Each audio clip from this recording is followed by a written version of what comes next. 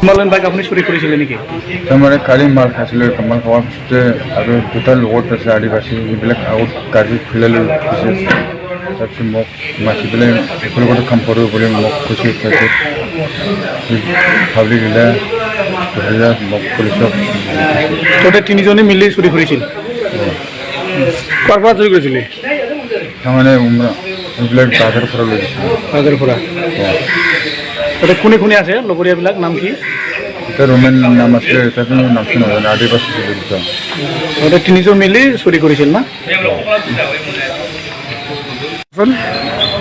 যোৱা নিশা 8:30 বজাত মানে বাইকটো চুৰি হৈছে নিপুল বৰগোহাঁইৰ দোকান সন্মুখত।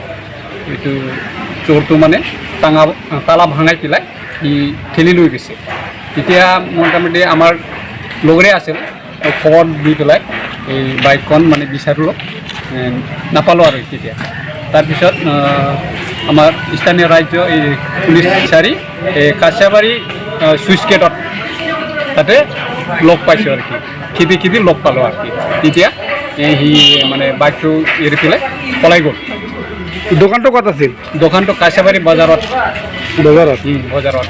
তাৰ পৰাই বাইকৰ নামটো এতিয়া হিমালয়। লগ ভাঙি লৈছে নেকি? লগ ভাঙি লৈ গ'লো আৰু উচিত মানে শাস্তি দিব লাগে এইটো দাবী কৰে আৰু